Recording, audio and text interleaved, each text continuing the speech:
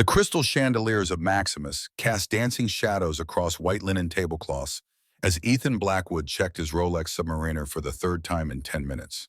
The most exclusive restaurant in Manhattan hummed with quiet conversations of New York's elite, but Ethan heard none of it. His steel gray eyes tracked the young waitress moving between tables with practiced efficiency, her dark hair pulled back in a simple ponytail that somehow made her more striking than the designer-clad women dining around her. At 52, Ethan Blackwood commanded respect without effort. His salt and pepper hair was expertly trimmed, his Tom Ford suit impeccably tailored to his still athletic frame. 20 years after leaving the Navy SEALs, he maintained the vigilant awareness of a man trained to notice everything. And tonight he had noticed Sophie Reed immediately.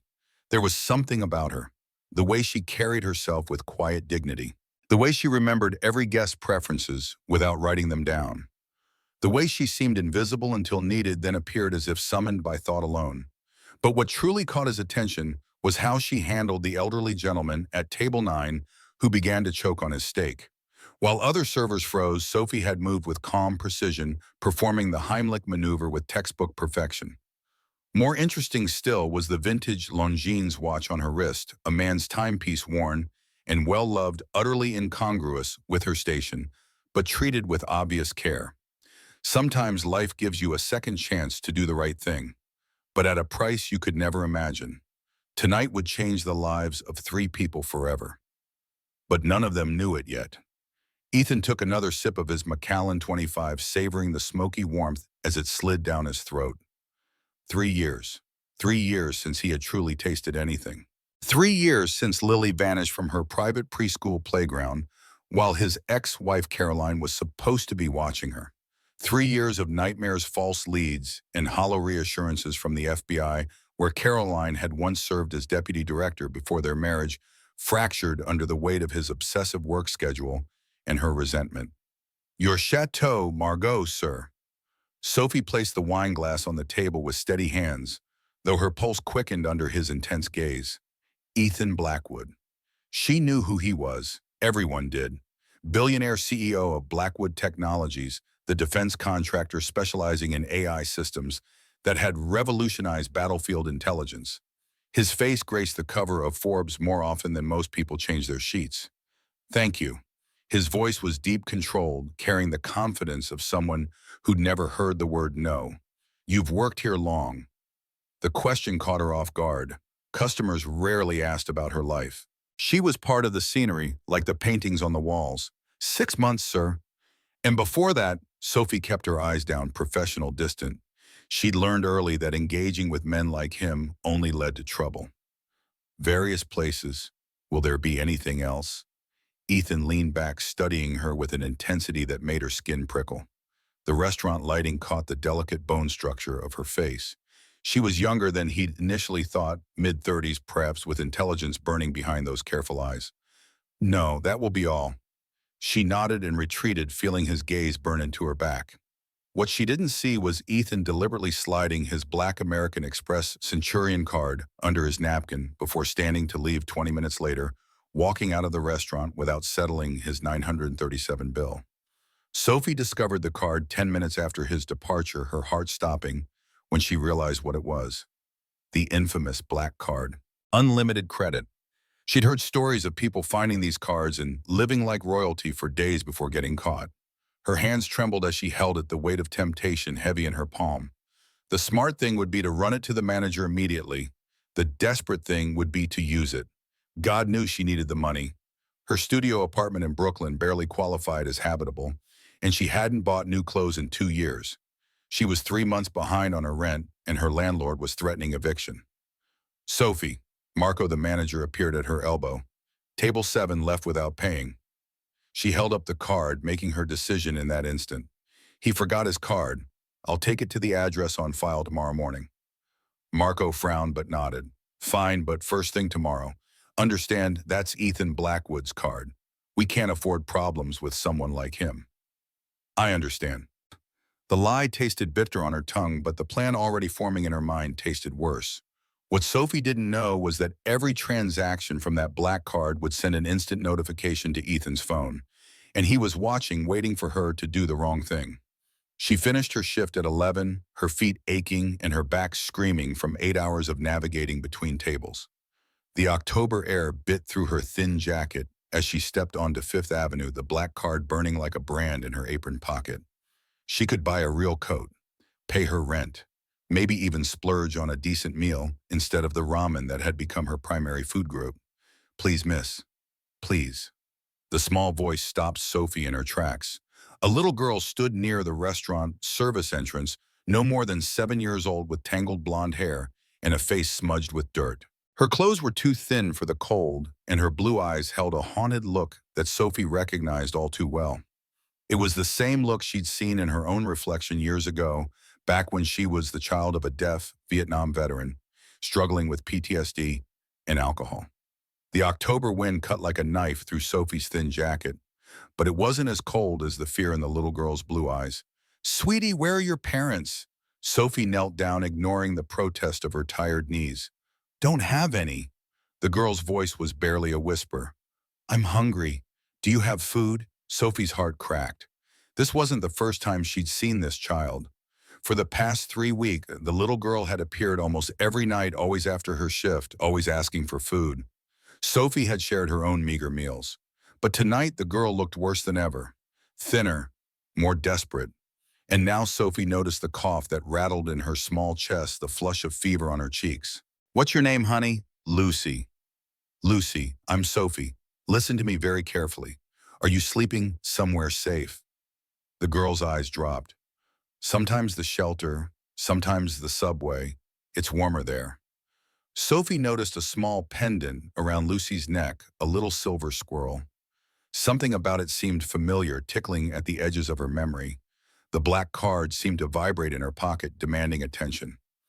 She could use it for herself, or she could use it for something that actually mattered. Sometimes doing the right thing means breaking the rules. The decision wasn't really a decision at all. "Come with me, Lucy. We're going shopping." The all-night CVS on Lexington Avenue blazed with fluorescent light, a beacon in the Manhattan darkness. Sophie moved through the aisles with purpose, Lucy's small hand clasped tightly in hers. She grabbed children's cold medicine, antiseptic cream for the cuts on Lucy's hands, vitamins, protein bars, fruit sandwiches, a warm Columbia jacket, socks, gloves. The pile grew until the shopping basket overflowed. The cashier's eyes widened at the black card. "Ma'am, for purchases over 500, I need to see ID and call for authorization." Sophie's pulse hammered. This was it, the moment where her good deed could become a crime. Of course, she handed over her driver's license, praying that Ethan Blackwood hadn't yet reported the card missing. The seconds stretched into eternity as the cashier made the call. Lucy pressed against Sophie's side, sensing the tension. Sophie watched the security guard near the counter, his hand resting casually near his holstered weapon. If the card was reported stolen. Finally, blessedly, the cashier nodded. "All approved. Have a good night." And they emerged into the cold with bags full of supplies, and Sophie felt something she hadn't experienced in years. The satisfaction of doing the right thing. Consequences be damned. She took Lucy to a bench near Central Park, making sure the child ate slowly, carefully watching as color returned to those pale cheeks. "Why are you being nice to me?" Lucy asked between bites of a turkey sandwich. "Nobody's nice without wanting something." "Because I used to be you, Lucy. I know what it's like to be hungry and cold and invisible." Sophie brushed the girl's tangled hair back from her face. "My dad was in Vietnam. The sounds of gunfire took his hearing. He taught me sign language before I could even speak. He also taught me about courage." In the glow of the streetlight, something caught her attention. A small birthmark behind Lucy's left ear, shaped like a star. Her blood ran cold. She'd seen that birthmark before. 3 years ago on every news channel in the country. The missing stone heiress. Lily Blackwood, the billionaire's daughter, who'd vanished from her preschool, sparking a nationwide manhunt that dominated headlines for months before the trail went cold. In that moment, under the dim glow of the street lamp, a tiny star behind a child's ear rewrote the fate of all of us. "Lucy, what's your last name?" The girl's expression shuddered. "Don't have one, just Lucy." But Sophie knew. God help her, she knew. This child sleeping in subways and begging for food was Lily Blackwood. The daughter Ethan Blackwood had lost 3 years ago, The daughter he'd spent millions trying to find. The daughter whose disappearance had destroyed his marriage and, according to tabloids, his humanity. And Sophie had just used his stolen credit card to save her. The irony was so sharp it could cut glass. The very man who'd tested her honesty had inadvertently provided the means to find his missing child. But how did she prove it? How did she approach a billionaire and tell him his daughter was alive without ending up arrested for credit card fraud?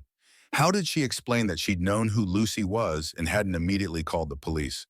Sophie. Lucy's voice was small, frightened. You look scared. Are you going to leave me too? No, baby, I'm not leaving you. Sophie pulled the child close, feeling the fragile body shake with cold despite the new jacket. But I need you to trust me. Can you do that? Lucy nodded against her shoulder, and Sophie's mind raced through impossible scenarios. She'd been trained for situations like this back when she had another life. Back when she was Catherine Reed, PhD clinical psychologist specializing in childhood trauma. Before Clara, her aunt, had destroyed everything she'd worked for and forced her into hiding. She'd spent 2 years rebuilding herself from nothing, taking a different name, working jobs that kept her off the radar. She'd survived by being smart, by staying invisible, by never drawing attention. But this child changed everything. This child was a mirror of her own past, and she couldn't walk away any more than she could stop breathing. The black card had one more transaction in it before Ethan Blackwood would inevitably notice and cancel it. One chance to do something that mattered. Come on, Lucy, we're getting you somewhere warm tonight. The extended stay hotel in Queens wasn't the Ritz, but it was clean and safe, and Sophie paid for a week with the black card, knowing this was the transaction that would end her freedom. She tucked Lucy into the clean bed, watching as the child's eyes fluttered closed, almost immediately exhausted from weeks of survival on the streets. Sophie's phone buzzed, a text from an unknown number.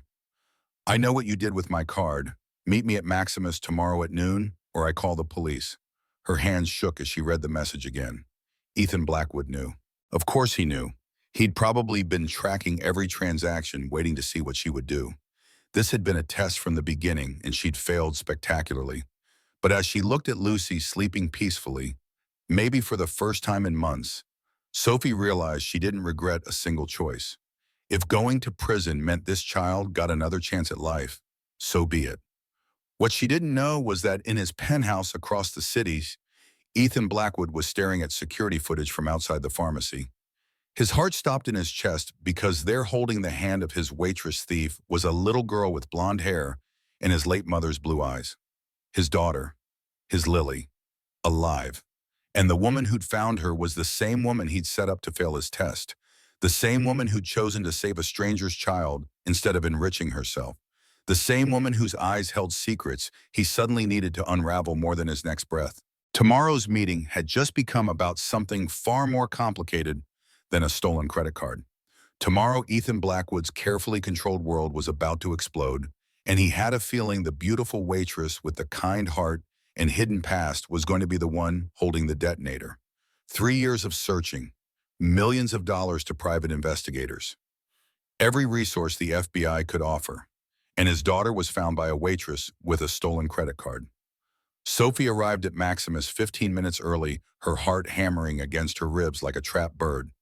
She'd left Lucy at the hotel with enough food for the day and strict instructions not to open the door for anyone. The little girl had clung to her, terrified of being abandoned again, and Sophie had promised something she had no right to promise, that everything would be okay. The restaurant looked different in daylight, less magical, more clinical. Marco intercepted her at the entrance, his expression a mixture of concern and accusation. Mr. Blackwood's people called this morning. They said you were meeting him here. His tone made it clear he knew something was wrong. Sophie, what did you do? My job, Marco. I returned his property. The lie came easily, smoothly honed by 2 years of hiding who she really was. Then why does he want to meet you privately in the wine cellar? Her stomach dropped. The wine cellar, private, away from cameras and witnesses. This was either going to be a quiet arrest or something far worse. Men like Ethan Blackwood didn't forgive people who stole from them, regardless of the reason. I'll handle it. She squared her shoulders, channeling the executive she used to be, the woman who'd counseled trauma victims before breakfast. That woman was buried deep, but she wasn't dead, not yet. The wine cellar was exactly what she'd expected. Exposed brick dim lighting, thousands of bottles worth more than most people's houses. Ethan Blackwood stood with his back to her, his broad shoulders tense beneath a charcoal Tom Ford suit that probably cost more than her yearly salary. Close the door. His voice was controlled, but she heard the current of something dangerous underneath. Anger, grief, desperation. Sophie closed the door, sealing herself in with Manhattan's most powerful predator. Mr. Blackwood, I can explain. Where is she? He turned, and the raw emotion on his face stole her breath. This wasn't the cold billionaire from last night. This was a father who'd spent 3 years in hell, and he was barely holding himself together. Where's my daughter? So he knew. Of course he knew. She'd been naive to think otherwise. She's safe, I made sure. You made sure. His laugh was harsh, broken. You stole my credit card, used it for God knows what, and you made sure my daughter was safe. Do you have any idea what I've been through? What I've spent trying to find her? He crossed the distance between them in 3 strides, grabbing her shoulders. Not violently, but with the desperation of a drowning man reaching for a lifeline. Tell me where Lily is right now. Sophie forced herself to meet his eyes, those steel gray eyes that held 3 years of unanswered prayers. She's in a hotel in Queens, room 304 at the extended stay on Roosevelt Avenue. But Mr. Blackwood, you need to understand. I need to understand my daughter has been missing for 3 years. 3 years of dead ends and false leads in watching my ex-wife destroy herself with guilt. And you, a waitress who stole my credit card, somehow found her in one night. I didn't find her, she found me. Sophie's voice steadied, finding strength in the truth. Lily Lucy, she calls herself Lucy, has been coming to the restaurant for weeks begging for food. I've been feeding her when I could, but last night she looked worse, sicker. So I used your card to buy her medicine, food, clothes, a safe place to sleep. Ethan's expression shifted, confusion replacing anger. You used my card to help her, not for yourself. I'm not a thief, Mr. Blackwood. I'm someone who recognizes a child in need because I used to be that child. She held his gaze, refusing to look away. I grew up with a deaf father, a Vietnam veteran who battled PTSD and alcoholism. I know what it's like to be invisible, to be hungry, to sleep on cold floors when the heat gets shut off. I couldn't walk away from your daughter any more than I could stop breathing. Something flickered in his eyes. Respect, maybe. Or the beginning of understanding. Then why didn't you call the police, child services? Why take her to a hotel? Because I recognized her birthmark, the star behind her left ear. It was all over the news 3 years ago. Sophie's voice softened. But Lily's terrified, Mr. Blackwood. She doesn't talk about her past, doesn't trust anyone. If I'd called the police, she would have run. I've seen it before with traumatized kids. They disappear into the system, and sometimes they never come out. Ethan's hands clenched at his sides. She's been on the streets. My daughter has been living on the streets. I don't know where she's been. She won't talk about it, but wherever it wasn't good. Sophie watched his face crumble, watched 3 years of controlled grief finally crack his armor. Mr. Blackwood, when you see her, you need to be gentle. She's not the same little girl you remember. She's survived something terrible, and she's fragile. I know how to handle my own daughter. The words came out sharp, defensive, but his eyes betrayed his fear. He had no idea how to handle this, how to reclaim a ghost. Do you? Because the Lucy I know doesn't remember having a father. She told me she doesn't have parents. That's 3 years of memories, Mr. Blackwood. 3 years of whatever hell she's been living in, erasing everything that came before. If you go in there like an avenging angel demanding she remember you, you'll lose her again. This time, forever. The silence stretched between them, heavy with unspoken truths in impossible situations. Finally, Ethan's shoulders sagged, the fight draining out of him. Then what do I do? How do I get my daughter back? You let me help you. The words were out before Sophie could stop them. Reckless and stupid and completely necessary. Lucy, trust me. She'll let me bring you to her, but you have to follow my lead. Do exactly what I say and put your ego aside.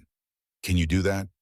Ethan studied her with new intensity, seeing past the waitress uniform to the woman beneath. Who are you really? Because no ordinary waitress talks to me like this. No one talks to me like this. Sophie's lips quirked despite the gravity of the situation. Someone who's not impressed by your billions, Mr. Blackwood. Money doesn't scare me. I've had it and lost it. What scares me is failing that little girl who's waiting for me to come back because I'm the first person in months who didn't treat her like garbage. You had money past tense. What happened? That's not relevant to getting your daughter back. She turned toward the door, but his hand on her wrist stopped her.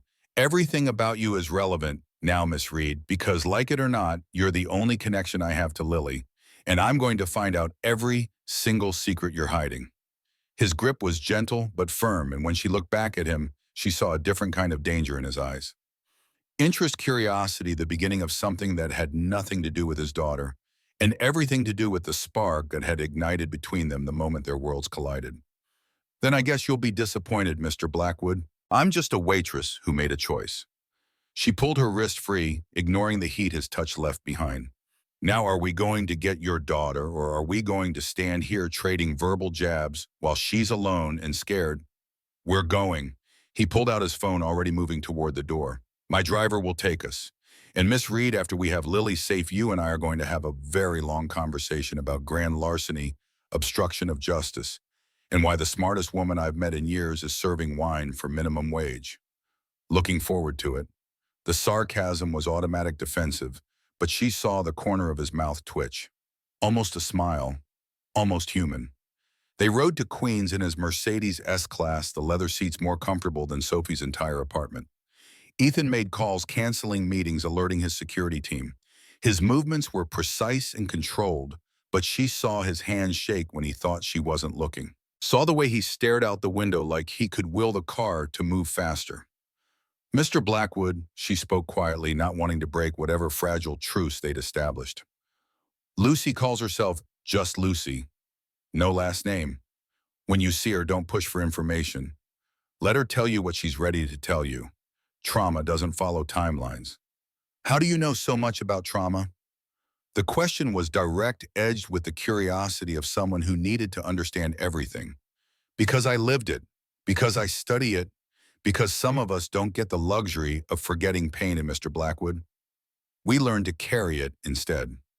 She met his gaze, letting him see the truth she usually kept hidden. I have a PhD in psychology from Georgetown.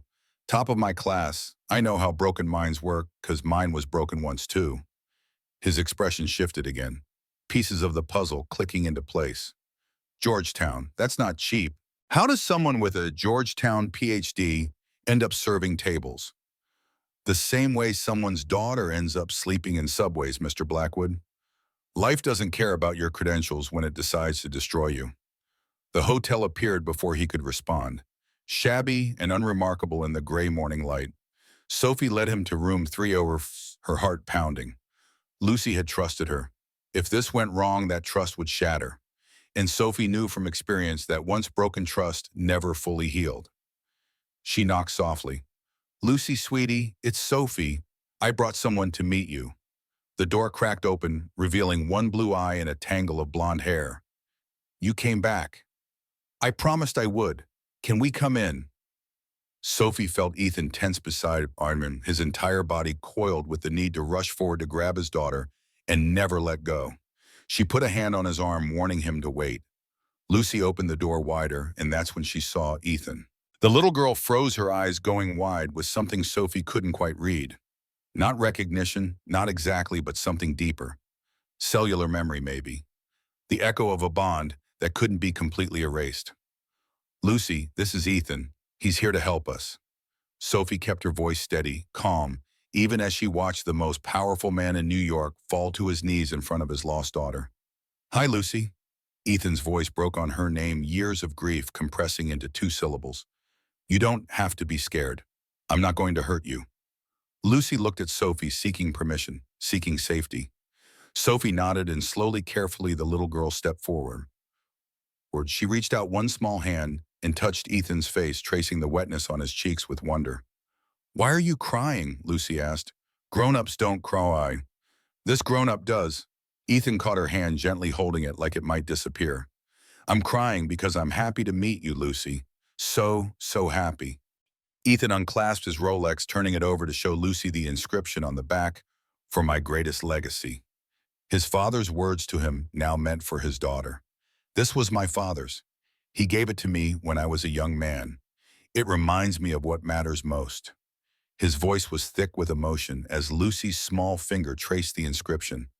And in that moment, watching a broken father meet his lost daughter, Sophie, felt something shift in her chest. Something dangerous and impossible and completely inevitable. Because Ethan Blackwood wasn't just a billionaire or a test or a complication. He was a man capable of love deep enough to bring him to his knees.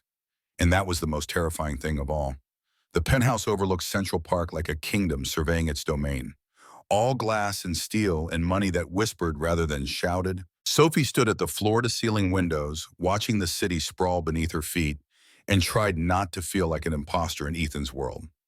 Lucy slept in one of the guest rooms, finally bathed and fed, and safe under the watchful eye of a pediatrician Ethan had summoned within an hour of arriving home.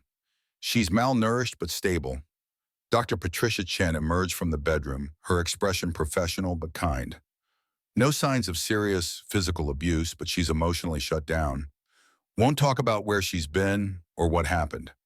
I've recommended a child psychologist who specializes in trauma, someone gentle. Whatever she needs. Ethan stood by the bar, a glass of scotch untouched in his hand. He hadn't left the penthouse in 6 hours, hadn't taken his eyes off Lucy's door for more than a few minutes at a time. Cost isn't a concern. I know, Mr. Blackwood. I'll have Dr. Williams contact you tomorrow. Dr. Chen turned to Sophie, studying her with interest. Lucy asked for you 3 times while I was examining her. You've made quite an impression. I just fed her. Sophie kept her voice neutral, uncomfortable with the attention. Anyone would have done the same. But they didn't. Ethan spoke quietly, his eyes meeting hers across the expanse of luxury. You did. Why? Because I remember what it feels like to be invisible. She turned back to the window, watching lights flicker to life across Manhattan as dusk settled. Because once upon a time, I was her and no one stopped to help. I swore if I ever had the chance, I wouldn't make the same mistake. Dr. Chen left with promises to return in the morning. And suddenly, Sophie was alone with Ethan Blackwood in a penthouse that cost more than most countries' GDP. The silence stretched between them, heavy with unspoken questions and impossible situations. You can't go back to that apartment in Brooklyn. Ethan set down his scotch, moving toward her with the controlled grace of a predator who'd spotted his prey. Lucy needs stability, and she trusts you. I'm asking you to stay. Help me navigate this at least until she's settled. You're asking me to live here? Sophie's laugh was sharp, disbelieving. Mr. Blackwood, I stole your credit card. I'm pretty sure cohabitation wasn't part of the punishment. I'm not punishing you.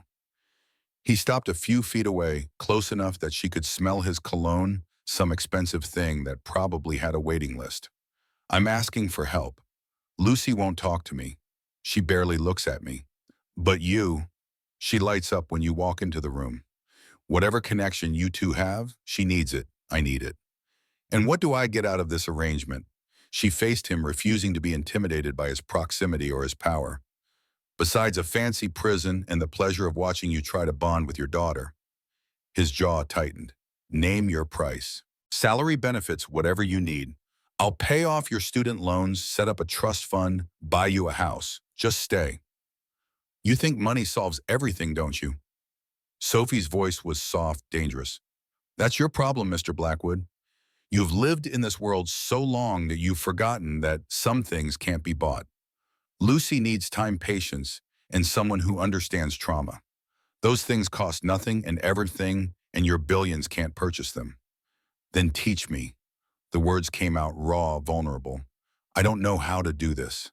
I don't know how to be a father to a daughter who doesn't remember me. You have a psychology degree from Georgetown and personal experience with trauma. I have money and desperation. That seems like a fair trade. Sophie studied him, seeing past the arrogance to the terrified father underneath. This was a man who controlled empires, but couldn't control the one thing that mattered, his daughter's heart. Fine, I'll stay for 1 month. Not as an employee, but as Lucy's advocate. I answer to her needs, not your demands. She stepped closer, invading his space the way he'd invaded hers. And Mr. Blackwood, if you try to buy your way into her affections or push her before she's ready, I'm gone. Money or no money? Understood. Understood. His eyes darkened and she saw something flicker there that had nothing to do with his daughter. Interest, attraction, the dangerous spark of chemistry that had been building since the moment they met. But we need to establish some ground rules, starting with what I call you. Miss Reed is too formal for someone living in my home. Sophie is fine. She refused to acknowledge the heat spreading through her chest, the awareness of him that made her skin prickle. And I'll call you Ethan since we're apparently playing house. We're not playing anything. His voice dropped intimate and dark. I don't play Sophie. I win. And right now, winning means getting my daughter back and figuring out why the hell a Georgetown PhD with a psychology degree is serving wine instead of running a practice. That's none of your business. She moved a step past him, but his hand caught her wrist, gentle but firm. It became my business the moment you used my credit card to save my daughter. Like it or not, we're connected now. I protect what's mine. And until we figure out this situation with Lucy, you're under my protection. That means I know everything, starting with what happened to you. Let go of me. The words lacked conviction, and they both knew it. His touch sent electricity up her arm, unwanted and undeniable. Why did you really help, Lucy? Ethan's thumb traced her pulse point, feeling it race. Was it just altruism or was it something else? Because the way you look at her, the way you talk about trauma and invisibility, that's not clinical psychology. That's personal. I already told you. She tried to pull away, but he held firm. You told me facts. I want the truth. He pulled her closer and she let him, hating herself for the weakness. What happened to Catherine Reed that turned her into Sophie the waitress? The use of her full name jolted her. He'd been digging already, putting together pieces of a puzzle she'd spent 2 years trying to bury. How did you? I'm a billionaire with unlimited resources, Sophie. Did you really think I wouldn't run a background check? His eyes bored into hers, demanding honesty. Catherine Reed, PhD, former clinical director of the Reed Foundation for Childhood Trauma, disappeared 2 years ago after allegations of embezzlement. Charges were filed, then mysteriously dropped. The foundation folded 6 months later amid scandal. Sophie jerked her wrist free, anger flooding through her veins like fire. You had no right. I had every right. You're in my home with my daughter. I need to know who you are. He didn't back down, didn't apologize. Were you guilty? No. The word came out harsh, broken. My Aunt Clara embezzled $2 million from the foundation and made it look like I did it. By the time I proved my innocence, the damage was done. Donors abandoned us. Partners pulled out. The Reed name became synonymous with fraud, and no hospital or clinic would hire me, not even for entry-level positions. So you changed your name and started over. What choice did I have? Bitter laughter escaped her throat. My degree was worthless. My reputation was destroyed. I was 35 years old with 6 figures in student debt and no prospects. So yes, I became someone else. Someone invisible. Someone safe. Ethan's expression softened and she saw the understanding dawn. That's why you recognize Lucy's trauma. Because you lived it. Different circumstances, same result. Invisible. Don't psychoanalyze me. She wrapped her arms around herself, defensive. You wanted the truth. You got it. Now you know I'm not a thief or a criminal. I'm just someone who made the mistake of trusting family. I know the feeling.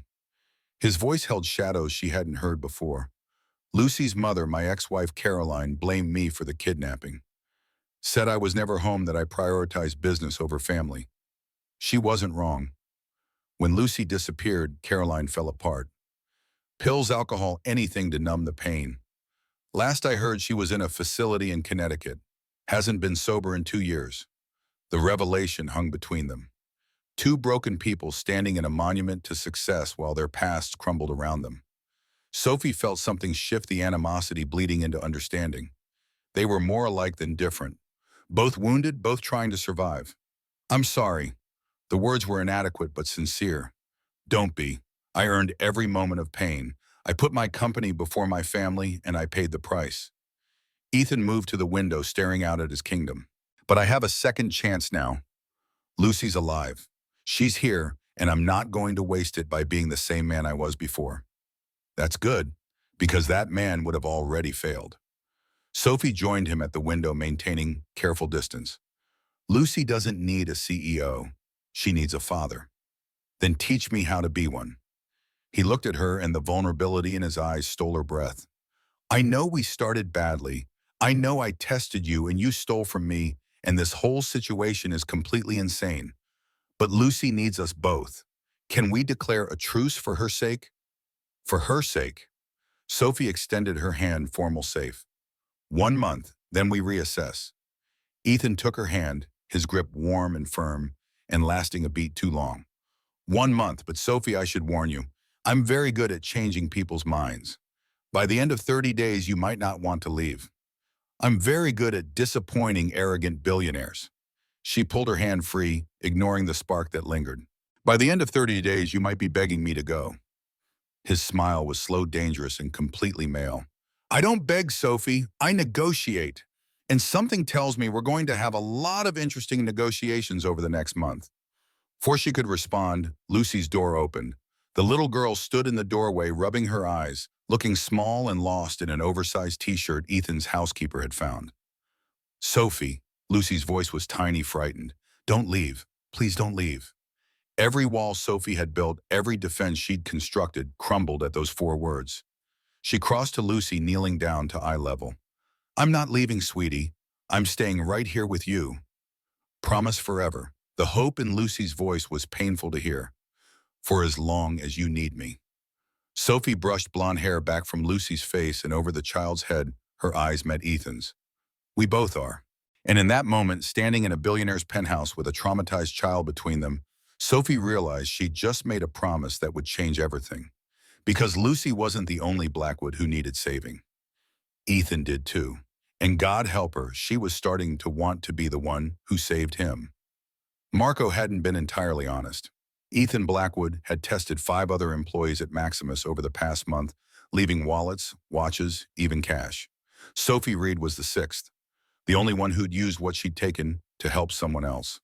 As he watched Sophie comfort his daughter, Ethan felt something he hadn't experienced in years. Hope, the terrifying, exhilarating possibility that his life might not be defined by loss anymore.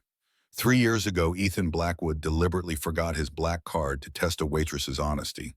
He'd expected to catch a thief. Instead, he'd found his daughter, a woman who challenged everything he thought he knew, and perhaps his redemption. Sometimes the beginning is actually a second chance in disguise. 2 weeks into their arrangement, Sophie had established a routine that kept her sane and Ethan at arm's length. Mornings with Lucy, breakfast, gentle conversations, art therapy techniques disguised as coloring. Afternoons while Lucy napped, research into childhood trauma recovery, consultations with Dr. Williams via video call. Evenings, family dinners where Ethan tried too hard and Lucy retreated into silence, watching her father with the wariness of a wild animal observing a potential threat. And nights were the problem. Sophie lay in her guest room in Egyptian cotton sheets against her skin, a mattress that cost more than her car's silence, so complete it screamed and thought about the man 3 doors down. The way he looked at her when he thought she wasn't watching. The way his hand lingered when passing Lucy between them. The way his voice dropped an octave when he said her name. She was in dangerous territory and she knew it. You're falling for him, Dr. Williams had observed during their last consultation about Lucy's treatment plan. Her kind eyes missing nothing. Your client's father. That's a complication. Lucy's not my client. Sophie had deflected, but the psychologist's words haunted her because they were true. She was falling and she had no idea how to stop. From her window, the Manhattan skyline glittered like something from a fairy tale. A world away from the Brooklyn apartment with its leaky faucet and unreliable heat. A world away from the life she'd built for herself after Clara had destroyed everything. She'd spent the day reviewing Lucy's progress with Dr. Williams. The girl was making small steps, sleeping through the night, occasionally having fewer episodes of panic when Ethan entered a room. But she still wouldn't talk about where she'd been for 3 years. Still clutched the little silver squirrel pendant like a lifeline. Still called herself Lucy, not Lily. She'll talk when she's ready, Dr. Williams had assured Sophie. You're creating safety. That's the first step. Safety. Such a simple word for such a complicated feeling. Sophie hadn't felt safe in 2 years, not since the day police officers had walked into her clinic and placed her in handcuffs in front of her patients. Not since the headlines, Reed Foundation director embezzles trauma victims' funds. The knock on her door came at midnight, urgent and quiet. Sophie grabbed her robe, her heart hammering. Lucy had nightmares sometimes, waking up screaming about shadows and cold and hunger. But when she opened the door, it was Ethan standing there, disheveled and desperate. "She won't let me near her." His voice cracked. "She had a nightmare and she's calling for you. And every time I try to comfort her, she screams, 'What am I doing wrong?'" Sophie didn't answer, just pushed past him to Lucy's room. The little girl was huddled in the corner, sobbing, her face buried in her knees. The sight broke something in Sophie's chest. "Lucy, sweetie, I'm here." She knelt slowly, non-threatening, using the techniques she'd learned years ago. "Can you look at me?" Lucy's head lifted, her face streaked with tears. "The bad man. He was here. He was trying to take me." Ice flooded Sophie's veins. "What bad man, Lucy? Can you tell me what he looked like?" "Tall, dark hair, scary eyes." Lucy's voice was barely a whisper. "He said I was bad, that I had to go back to the cold place." Ethan made a sound behind them, raw and wounded, and Sophie shot him a warning glance. "Not now, not when Lucy was this fragile." "There's no bad man here, sweetie. Just me and Ethan. You're safe." Sophie opened her arms, and Lucy crashed into them, small body shaking with terror. "I've got you. I promise you're safe." It took 20 minutes to calm Lucy down, another 10 to get her back to sleep. Ethan stood in the doorway the entire time, watching Sophie work magic he couldn't understand, watching his daughter find comfort in a stranger while rejecting him completely. When Lucy finally slept, Sophie followed Ethan to his study. He poured himself 3 fingers of scotch and downed it in one swallow, and his hand shaking. "She's remembering." His voice was hollow. "Whoever took her, wherever she's been for 3 years, she's starting to remember. And every memory makes her more afraid of me." "She's not afraid of you." Sophie leaned against his desk, exhausted. "She's afraid of men in general. Tall, dark hair, scary eyes, that's a description of her kidnapper. But Ethan, it's also a description of you." His glass shattered against the wall, shots running down expensive wallpaper like tears. "I would never hurt her. I spent 3 years looking for her. I've given up everything to get her back." "I know that, but Lucy doesn't. To her, you're a stranger who looks like her monster." Sophie kept her voice gentle, clinical, even as her heart ached for both of them. "We need to find out what happened to her. Not just for your peace of mind, but for her healing. She can't move forward while she's trapped in whatever hell she survived." The FBI investigated for 18 months. They found nothing. Ethan slumped into his chair, suddenly looking every one of his 52 years and then some. "How are we supposed to find answers they couldn't because we have something they didn't?" Sophie moved closer, drawn by his pain, despite her better judgment. "We have Lucy and she's starting to talk. Dr. Williams can use play therapy, art therapy, eventually direct questioning. It takes time, but traumatized children eventually tell their stories. We just have to be patient." "I'm not good at patience." He looked up at her, and the vulnerability in his eyes made her breath catch. "I'm good at action, at solving problems, at making things happen. This waiting, this helplessness, it's killing me." "Welcome to parenthood." The words came out softer than intended.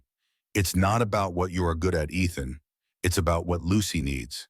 And right now, she needs you to be someone different than who you've always been." "I don't know how to be different." His confession hung in the air between them, honest and raw. "I've been Ethan Blackwood, CEO, Master of the Universe, for so long. I don't remember how to be anything else." Sophie made a decision that would haunt her. She crossed to him, placed her hand on his shoulder, felt the tension coiled there like a spring ready to break. "Then learn. Lucy's giving you the chance to become someone better. Don't waste it by being afraid." His hand covered hers, warm and strong and dangerous. "I'm terrified, Sophie. What if I can't do this? What if I get her back just to fail her again?" "Then you fail forward, you make mistakes, and you apologize, and you try again."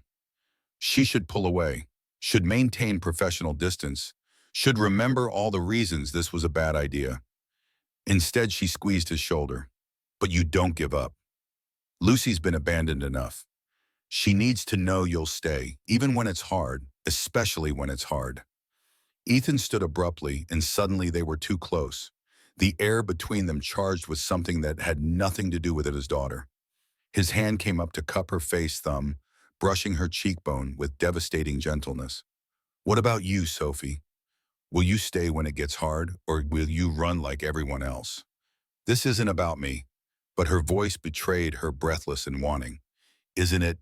He stepped closer, crowding her against the desk. You live in my home. You care for my daughter. You comfort me at midnight. At what point does this become about us? There is no us. The lie tasted bitter. I'm here for Lucy, that's all. Liar. His mouth was inches from hers, close enough that she could feel his breath. You feel this too. This pull. This need. I see the way you look at me when you think I'm not watching. Ethan. His name was a warning and a plea. Tell me to stop. His lips brushed her jaw, feather-light, devastating. Tell me you don't want this, and I'll walk away. I'll keep my distance. We'll pretend this moment never happened. She should tell him to stop, should push him away, should remember every reason this was wrong. Instead, she tilted her head, giving him access to her throat, surrendering to the inevitable. I can't. The confession broke something open inside her. God help me. I can't. Ethan claimed her mouth with a hunger that matched her own. 3 weeks of tension exploding into fierce, desperate need. His hands tangled in her hair, pulling her closer, and she went willingly, wrapping her arms around his neck and kissing him back with all the loneliness and longing she'd been suppressing. It was wrong. It was complicated. It was everything she'd sworn to avoid. It was perfect. When they finally broke apart, both breathing hard, reality crashed back in. Sophie touched her swollen lips, horror replacing passion. This can't happen again. She stepped back, putting distance between them. I'm here for Lucy. Getting involved with you jeopardizes everything. It's already happened. Ethan's eyes were dark, possessive. You can pretend it didn't, but we both know that changes nothing. This thing between us, it's not going away. Then we ignore it. She moved toward the door, desperate for escape. For Lucy's sake, we pretend this never happened. Good night, Ethan. She fled before he could argue, before she could change her mind, before she could admit that he was right. Whatever was building between them wasn't going away. It was only going to get stronger, and that terrified her more than anything. The next morning brought new complications in the form of a woman Sophie had only seen in tabloids. Carolyn Blackwood Webb swept into the penthouse like a hurricane, all blonde hair and Max Mara clothes in barely concealed desperation. Where is she? Carolyn's voice was sharp, demanding. Where's my daughter? Ethan emerged from his office, his expression carefully blank. Caroline, I didn't know you were back in the country. I got your message about Lily. Carolyn's hands shook despite her imperious tone. 3 years, Ethan. 3 years of hell, and you didn't think to call me the moment she was found? I called you 2 weeks ago. You didn't respond. He kept his distance, and Sophie saw the history between them. Complicated and painful. Lily's not ready to see you yet. She's traumatized Caroline. She needs time. She needs her mother. Caroline's eyes found Sophie narrowing with suspicion. And who the hell are you, the new nanny? Another one of Ethan's projects. I'm Sophie Reed. I'm helping Lucy adjust. She kept her voice neutral, professional, even as Caroline's gaze stripped her bare. Of course you are. Caroline's laugh was brittle, sharp as glass. Ethan always did have a type. Young, pretty desperate. Tell me how long before he gets bored and trades you in for a newer model. That's enough. Ethan's voice cut through the room like a blade. Sophie found Lily. She saved her when no one else could. You will treat her with respect, or you will leave. Carolyn's face crumbled, the facade cracking. I just want to see my daughter. Please, Ethan. I'm clean, 60 days sober. I'm ready to be her mother again. Before Ethan could respond, Lucy appeared in the hallway, drawn by the raised voices. Her eyes went wide when she saw Caroline, and something flickered across her face. Not recognition. Fear. No. Lucy backed away, shaking her head. No, no, no. Make her leave. Make the bad lady leave. The room froze. Carolyn made a sound like a wounded animal. Ethan looked gutted, and Sophie understood with terrible clarity that whatever Lucy had survived, Caroline was somehow connected to it. The bad man with dark hair and scary eyes. The bad lady. Two pieces of a puzzle that was about to destroy everything. The silence after Lucy's words was deafening. Carolyn stood frozen, her face drained of color, while Ethan looked between his daughter and his ex-wife with growing horror. "Lucy, sweetie, come here." Sophie moved toward the little girl, but Lucy was already running, disappearing into her room with a slam that echoed through the penthouse like a gunshot. "She doesn't mean that." Carolyn's voice shook. "She's confused, traumatized. She doesn't understand." "Understand what, Caroline?" Ethan's tone was deadly quiet. "Why would my daughter call you the bad lady? What did you do?" "Nothing, I did nothing." Carolyn's composure shattered completely. "I've been in rehab, Ethan. Connecticut. Remember, I wasn't even in the country when Lily disappeared." "Then why is she terrified of you?" Sophie kept her voice level, watching Caroline carefully. Years of reading people of surviving her aunt's betrayal had taught her to spot lies. And Caroline was hiding something. "I don't know." Caroline's hands clenched into fists. "Maybe whoever took her looked like me. Maybe she's projecting. Children do that with trauma. You should know that, Miss Reed, since you're apparently the expert now." "Get out." Ethan's words were final. Absolute. "Until we figure out what Lucy remembers and why she's afraid of you, you're not seeing her. I'll have my lawyers contact you about supervised visitation once she's stable." "You can't keep me from my daughter." Caroline's voice rose hysterical. "I have rights. I'm her mother.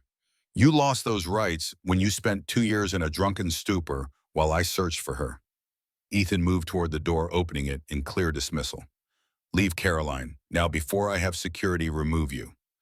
Caroline's eyes blazed with fury and pain. She looked at Sophie, and the hatred there was palpable. "This isn't over. I don't know what game you're playing, Miss Reed, but I will find out.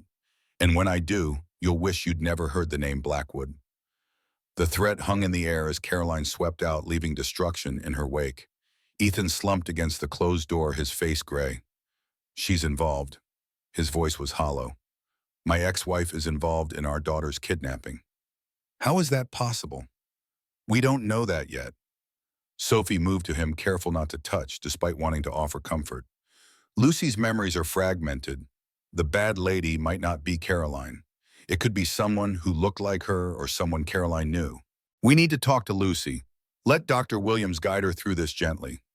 "I want answers now." Ethan pushed off the door, pacing like a caged animal. "I want to know who took my daughter and which farm. I want to know if Caroline was involved, and if she was, I want to destroy her. And I want Lucy to feel safe." Sophie blocked his path, forcing him to look at her.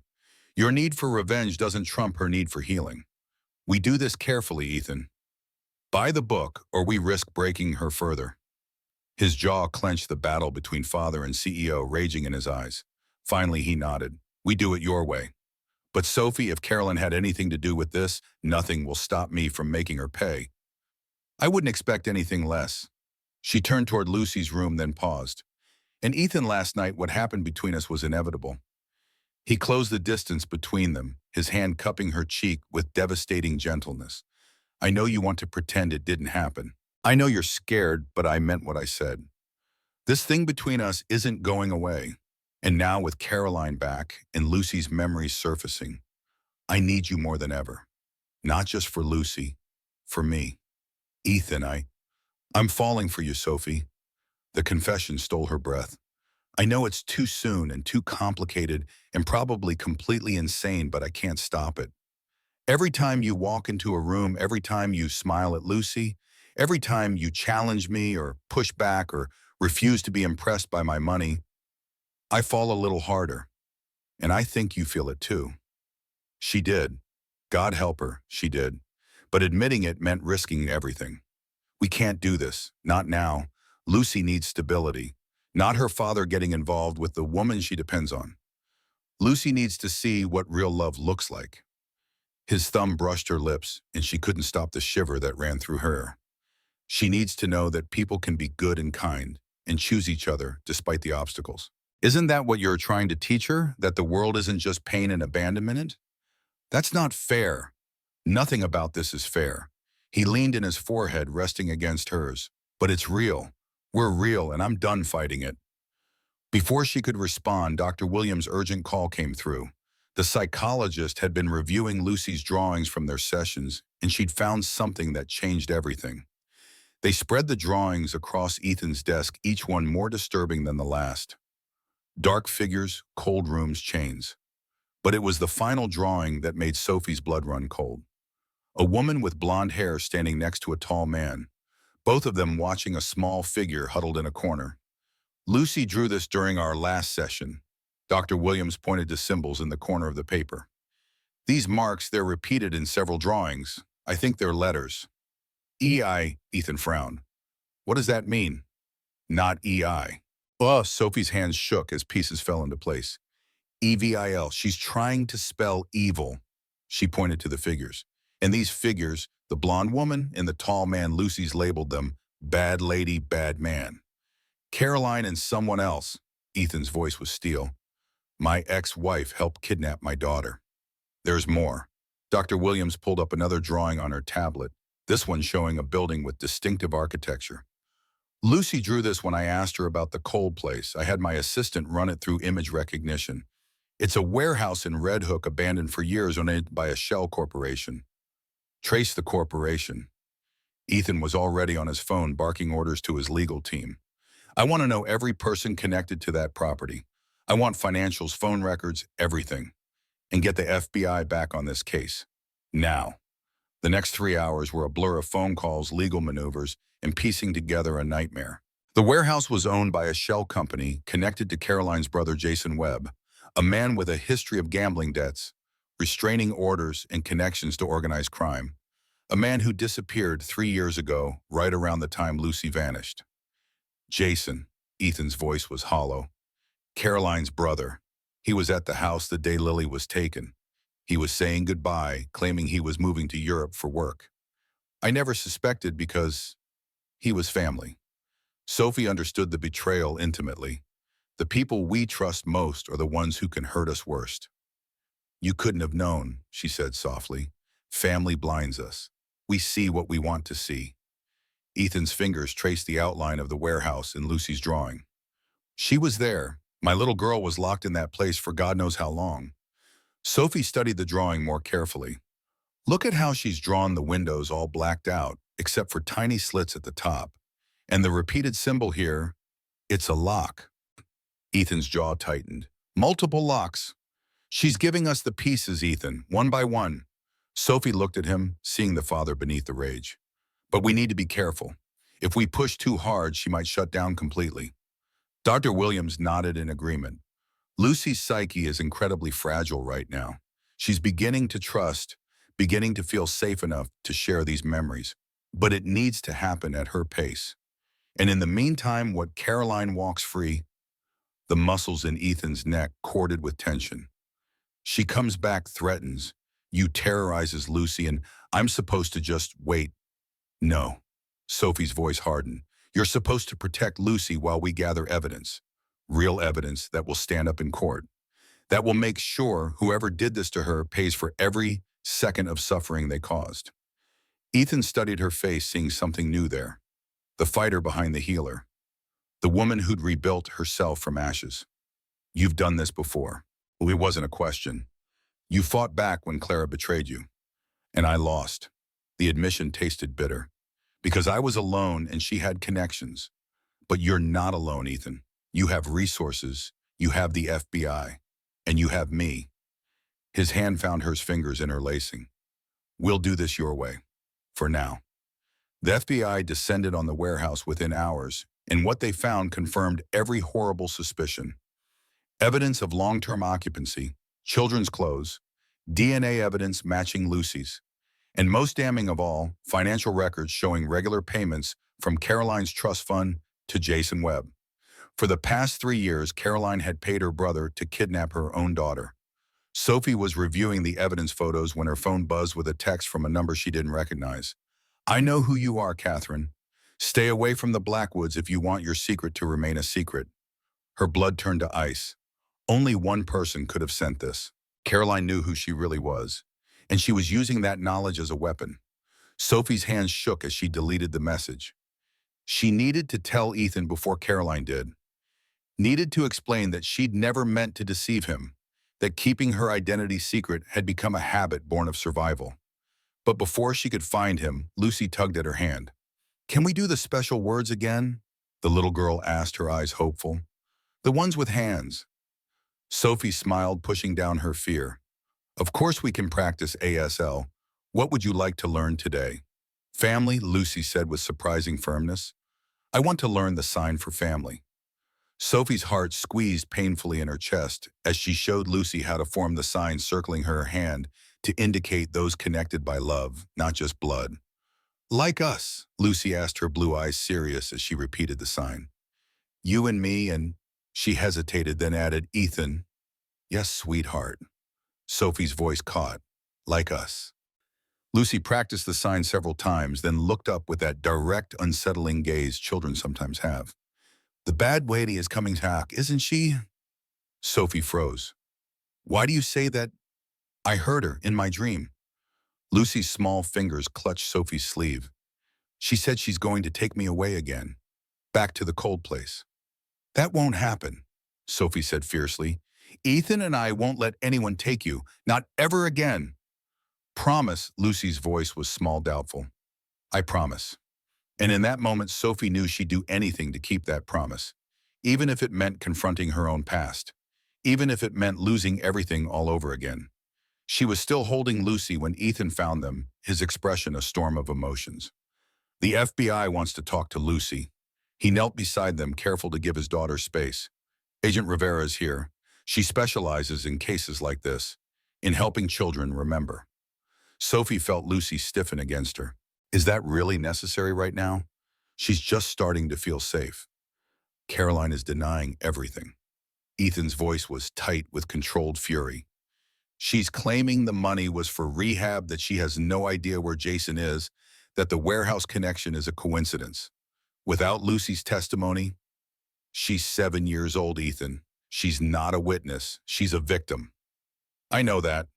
He ran a hand through his hair, frustration evident in every line of his body. "But Rivera says if we wait, Caroline's lawyers might argue that Lucy's memories have been contaminated, that we coached her. If we push her to talk before she's ready, we risk re-traumatizing her.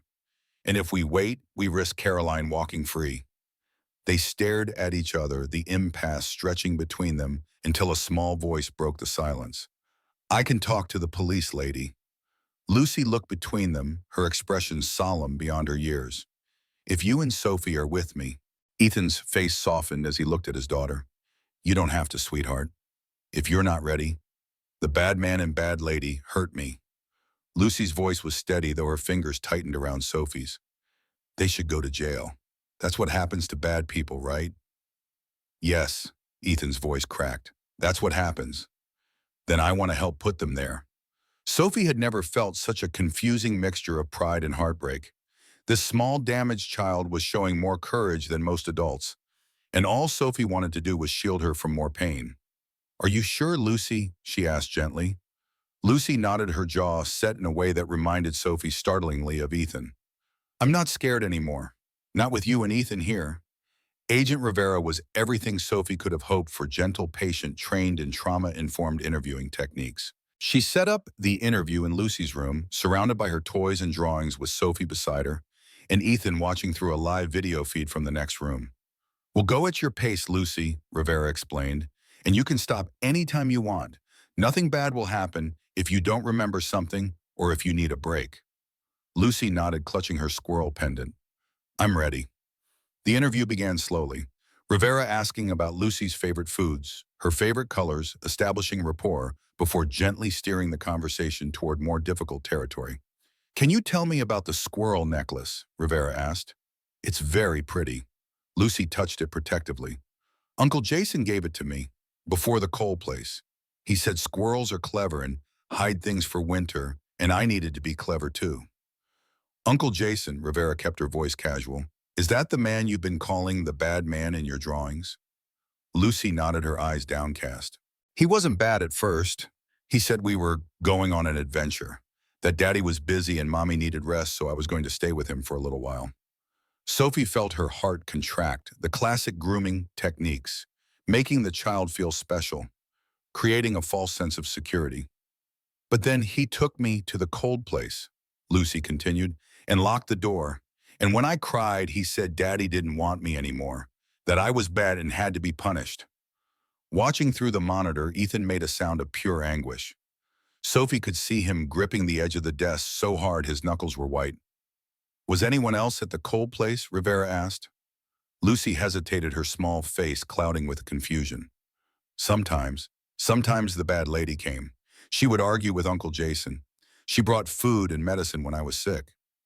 Can you describe the bad lady? Lucy glanced at Sophie, seeking reassurance. Sophie nodded encouragingly, though her stomach was knotted with dread. She looked like Mommy, Lucy whispered, but sometimes she wore a wig and glasses. She said it was a game of pretend so no one would know she visited me. Did she have a name? Did your uncle call her something? Lucy's brow furrowed in concentration. Caro. He called her Caro, and they fought a lot. She would yell that this wasn't the plan, that it was only supposed to be for a week, and he would say that Daddy had more money and they should get some of it. Sophie fought to keep her expression neutral, but inside pieces were falling into place with sickening clarity. Caroline and Jason had planned to fake a kidnapping, a brief one designed to scare Ethan, perhaps extract a small ransom. But Jason had seen an opportunity for more. Lucy, Rivera asked gently, did Caro ever try to help you leave the cold place? Lucy shook her head. She said it was too late, that everyone would be mad at her if they knew, that she'd go to jail. Her voice dropped to a whisper. She said she was sorry, but then she'd leave me there again. The interview continued for another 30 minutes, with Lucy providing more details about her captivity, the small room where she slept, the bathroom she could use only twice a day, the rare times she was allowed outside, always at night, always with Jason watching. When Rivera finally wrapped up thanking Lucy for her bravery, the little girl looked exhausted but somehow lighter. Did I do good? She asked Sophie. Will they go to jail now? You did amazingly, Sophie assured her, fighting back tears. You're the bravest person I've ever met. Lucy leaned against her small body, finally relaxing. I'm tired now. I know, sweetheart. How about a nap? Lucy nodded, already half asleep, as Sophie helped her into bed. She was snoring softly by the time Ethan entered the room, his face a mask of controlled rage. Rivera's filing the arrest warrant for Caroline now, he said quietly as they stepped into the hallway. Jason's already being hunted by the FBI, Interpol, and every bounty hunter with a pulse. Sophie nodded, feeling numb. What Lucy described, it's worse than I imagined. The psychological torture of being told her father didn't want her. I'm going to kill them. Ethan's voice was flat, emotionless. Both of them. No, you're not. Sophie took his hand, forcing him to look at her. You're going to be here for Lucy. You're going to help her heal. You're going to show her that her father does want her, has always wanted her, will always want her. His fingers tightened around hers. How do I do that? How do I erase 3 years of believing I abandoned her? One day at a time. Sophie led him away from Lucy's door, knowing they both needed distance from the horrors they just heard. One moment of safety, one proof of love at a time. It won't be fast, Ethan. It won't be easy, but it's possible. They reached his study, the evidence from the warehouse still spread across his desk. Photographs of the small, windowless room where Lucy had spent 3 years of her life. Financial records showing the steady flow of money from Caroline to Jason. Text messages recovered from Caroline's old phone, planning the initial lesson for Ethan. I don't understand, Ethan said, staring at the evidence of his ex-wife's betrayal. We had problems, yes. I worked too much. I wasn't present enough. But this, taking our child to punish me, what kind of monster does that? The kind who never learned that love isn't a weapon. Sophie picked up a photograph of Caroline and Jason at a charity gala taken just months before Lucy's kidnapping. The sibling resemblance was striking, both tall, blonde, with the same sharp features. But there was something in Jason's eyes, a coldness that Sophie recognized from years of working with predators. Carolyn has been controlled by Jason her entire life. That came out during their interviews. Their parents died when she was 12 and he was 18. He raised her, shaped her, taught her that love means control. That doesn't excuse what she did. No, it doesn't. Nothing could. But it might explain it. Ethan sank into his chair, the weight of the day finally catching up to him. I should have seen it. All those years we were married, I should have seen how toxic her relationship with Jason was, how he manipulated her, how she always deferred to him even when he was clearly wrong. We rarely see the dysfunction in the families of those we love until it's too late. Sophie thought of Clara, of the years she'd spent making excuses for her aunt's increasingly erratic behavior. The loans that were never repaid, the missing donation checks, the inexplicable cash withdrawals. We want to believe the best of family. I believe the best of Caroline, and my daughter paid the price. Ethan's hand curled into a fist on his desk. 3 years in a warehouse. 3 years being told her father didn't want her. 3 years with only monsters for company. Sophie moved behind him, her hands resting lightly on his shoulders, feeling the knots of tension there. But she survived Ethan. She survived, and she's home, and she has you. That's what matters now. He reached up, covering her hand with his. And she has you. We both do. The simple statement hung in the air, loaded with meaning, with possibility, with danger. Sophie should pull away, should maintain boundaries, should remember all the reasons she couldn't afford to fall for Ethan Blackwood. Instead, she squeezed his shoulder. Yes, you do. And in that moment, as the evidence of unspeakable cruelty lay spread before them, they found an unlikely comfort in each other, a shared determination to protect the sleeping child down the hall, a tentative bridge across the chasm of their different worlds. Sophie's phone buzzed again, another text from the same unknown number. Time's running out, Catherine. Walk away from the Blackwoods now, or I'll make sure everyone knows who you really are and what you really did. Carolyn making one final desperate play, using the only weapon she had left, the truth about Sophie's past, a truth that was far more complicated than Ethan knew. Sophie slipped the phone back into her pocket without responding. Some battles would have to wait. Right now, Lucy needed her. Ethan needed her. And for the first time in 2 years, Sophie needed someone too. The storm was coming, Caroline's arrest, Jason's eventual capture. The trial that would expose every ugly detail of Lucy's captivity to the world. The inevitable questions about Sophie's identity and past. But for now, in this moment of fragile peace, Sophie allowed herself to believe that maybe, just maybe, they could weather it together.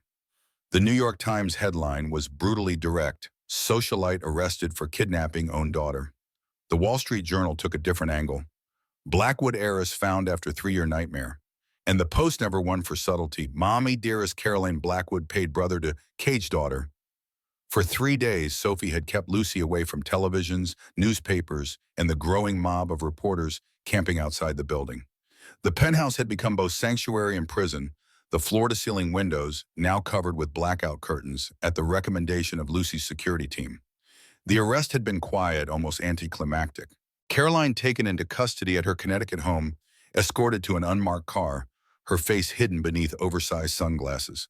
Her attorney released a statement proclaiming her innocence, claiming she was a victim of her brother's machinations, that she had been paying his blackmail demands, not funding a kidnapping. But the evidence told a different story. Text messages, bank transfers, witness statements from the hotel staff who had seen her visiting the warehouse. Lucy's testimony heartbreaking in its clarity. The FBI was closing in on Jason Webb, tracking him through Eastern Europe. Money trails, false passports, desperate moves from a man who knew his time was running out. Interpol had flagged his known aliases. Border agents were on high alert. The world was shrinking around him with each passing hour. He'll run until he can't run anymore, Agent Rivera had told them during her last update. Men like Webb always think they're smarter than everyone else. That arrogance will be his downfall. Sophie hoped she was right, hoped that Lucy would have that closure at least. The knowledge that the monsters who had stolen her childhood were facing justice. For now, their focus remained on Lucy, on healing, on rebuilding the life that had been shattered 3 years ago. She was making progress. Small steps, fragile as butterfly wings, but progress nonetheless. The night terrors had decreased from nightly to every other night.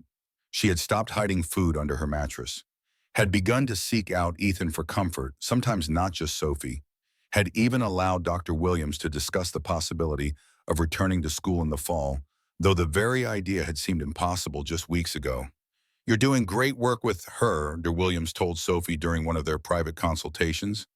The consistency you and Ethan provide is exactly what she needs. We're trying, Sophie admitted.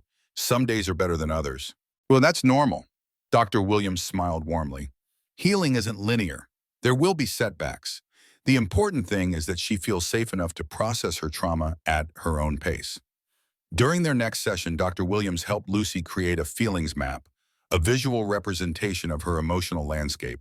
With careful guidance, the doctor encouraged Lucy to assign colors to different emotions and then paint them onto a large canvas. Red is for angry, and Lucy explained, applying broad strokes to the bottom of the canvas. Blue is for sim, yellow is for happy, green is for safe. Sophie and Ethan watched from behind the one-way glass as their daughter worked. The painting that emerged was chaotic, but revealing large patches of red and blue in the center, with small islands of yellow and green around the edges. Notice where she placed the green, Dr. Williams pointed out later. Around the borders. That's you two. You're her safety perimeter. When Lucy was asked to add more green areas the following week, she painted two distinct shapes, one tall and strong, the other smaller but equally solid. That's Daddy, she said, pointing to the tall green form. And that's Sophie. They keep the bad colors away. It was the first time she'd called Ethan Daddy since coming home. The moment when Ethan truly began to connect with his daughter came unexpectedly during a rainy afternoon when Lucy was restless and Sophie was battling a migraine. Why don't you show Lucy how to build a fort? Sophie suggested, wincing at the light streaming through the windows. My dad used to make them with me on rainy days. Ethan looked panicked for a moment. I don't know how to build a fort. You build multi-billion-dollar tech empires, but you can't handle some pillows and blankets, Sophie teased despite her pain. Gather all the cushions and sheets you can find. Lucy will show you what to do. She retreated to her darkened bedroom, leaving father and daughter to figure it out together. 3 hours later, she emerged to find the living room transformed. Every piece of furniture had been repurposed as part of an elaborate structure. Sheets draped from the chandelier to the sofa, chairs positioned to create tunnels, cushions arranged as walls. Inside the fort, illuminated by the soft glow of Ethan's phone flashlight, Lucy was curled against her father's side as he read her a story. His deep voice changed for each character, making the little girl giggle. When he spotted Sophie in the doorway, he paused, his face a mixture of pride and wonder. Sophie, come see our castle, Lucy called out. Daddy made a drawbridge and everything. The word daddy seemed to hang in the air between them.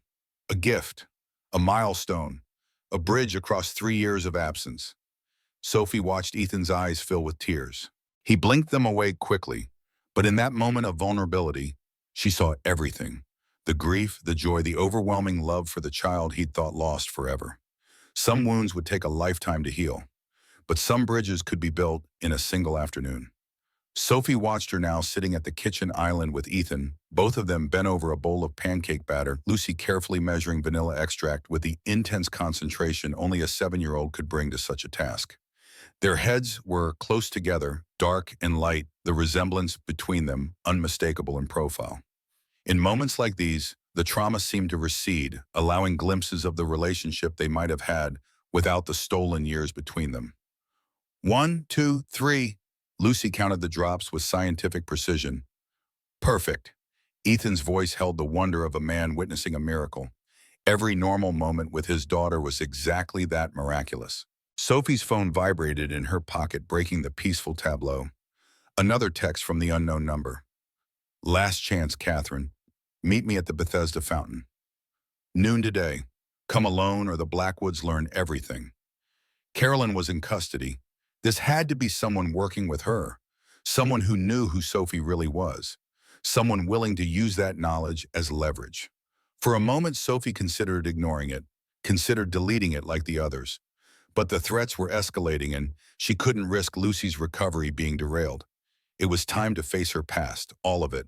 I need to run an errand, she said, forcing lightness into her voice. I should be back for lunch. Ethan looked up, concern immediately apparent in his eyes.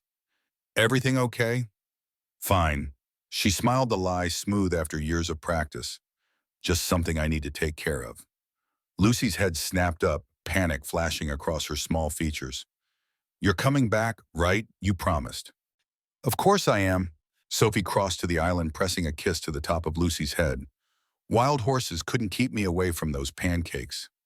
Lucy studied her face with that unnerving intensity children sometimes possess, as if they can see straight through adult deceptions. Pinky swear. Sophie extended her little finger, linking it with Lucy's. Pinky swear. Ethan followed her to the elevator, his expression troubled. You'd tell me if something was wrong, wouldn't you? No, she wouldn't, because protecting him and Lucy had become more important than honesty, more important than her own safety. Of course, another lie smooth as silk. I just have a few things to take care of. Personal stuff. His hand caught hers as she reached for the elevator button. Personal stuff can wait. We have the FBI coming at 2 to discuss Jason's extradition once they find him. Rivera wants you there since Lucy trusts you. I'll be back by then. She squeezed his hand reassuringly, hating the deception but seeing no alternative. I promise. Something flickered in his eyes, doubt perhaps, or the instinct that had served him well in both business and the military. But he nodded, releasing her hand. Be careful out there. The press is getting desperate for quotes. They'll recognize you from the security footage leaks. I'll be careful. That at least was true. The Bethesda fountain in Central Park was crowded with tourists even on this gray April morning. Sophie pulled her baseball cap lower, scanning the area for whoever might have sent the texts. The angel of the water statue rose above the fountain, wings spread in benediction, oblivious to the human drama unfolding beneath. Hello, Catherine. The voice came from behind her, familiar in a way that made her blood freeze. She turned slowly, already knowing what she would find. Clara Reed stood there, elegant, in a camel coat in pearls, looking exactly as she had the last time Sophie had seen her in a courtroom 2 years ago, swearing under oath that her niece had stolen millions from vulnerable children. Or should I call you Sophie now? Clara's smile was thin, sharp as a blade. That's what the Blackwoods call you, isn't it? What do you want, Clara? Sophie kept her voice steady, refusing to show fear. Carolyn is in custody. Whatever scheme you two cooked up, it's over. Clara laughed, the sound brittle in the damp air. Caroline and I have never met. But when I saw your face on the news, blurry, yes, but unmistakable to someone who raised you, I knew an opportunity when I saw one. You didn't raise me. The old anger rose hot and familiar. You used me. You used the foundation. You used traumatized children to fund your lifestyle. Details. Clara waved a dismissive hand. What matters is that I know who you are. I know what you've done. And I know what the Blackwoods don't know.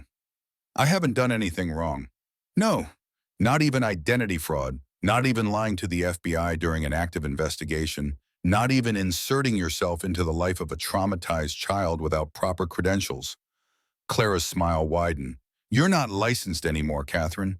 Every day you spend playing therapist to that little girl's another crime. Sophie's hands clenched into fists. I've never claimed to be Lucy's therapist.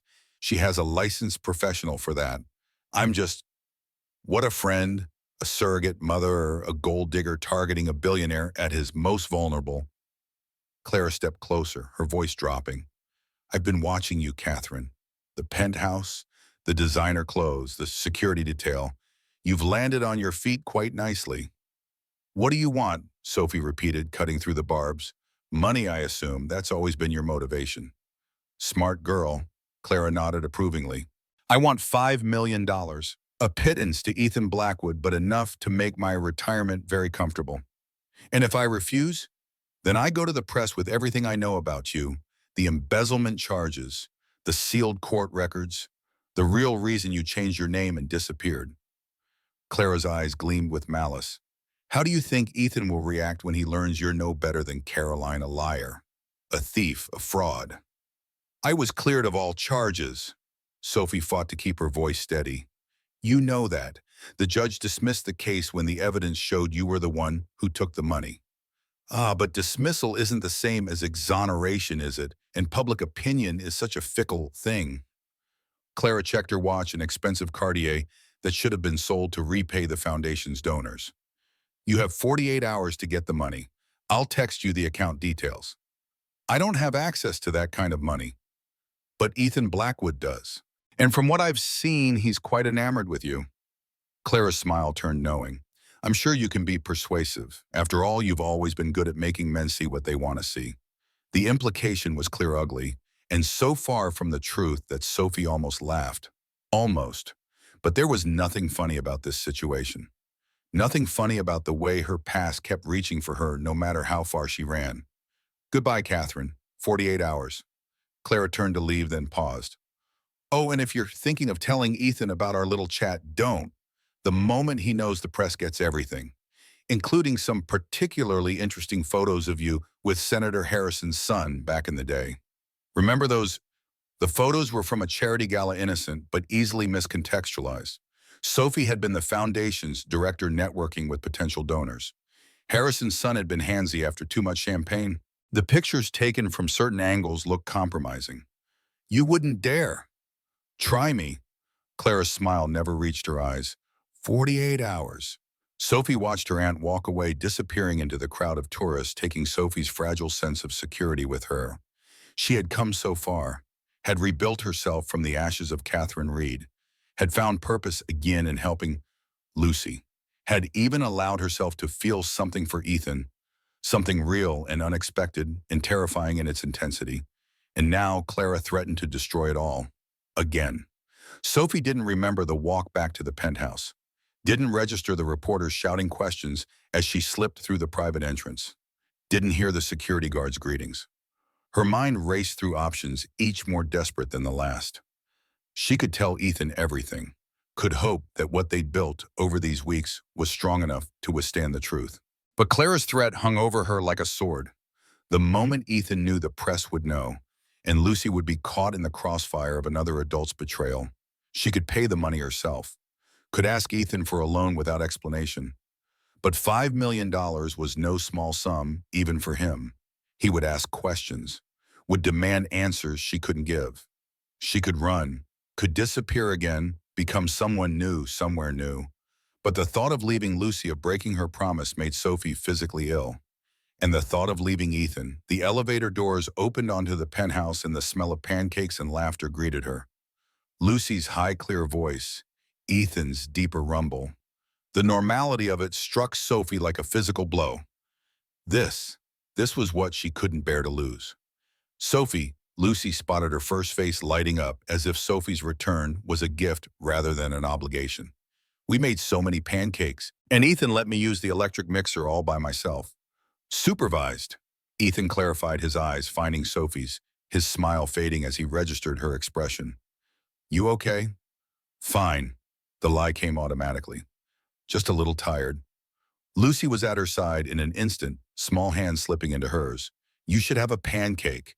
Pancakes make everything better. That's what Ethan says. Does he now? Sophie forced a smile, letting Lucy lead her to the kitchen island, now covered with a towering stack of slightly misshapen pancakes. That's very wise advice. Ethan studied her face, seeing too much. Lucy, why don't you set the table for us? Use the special plates.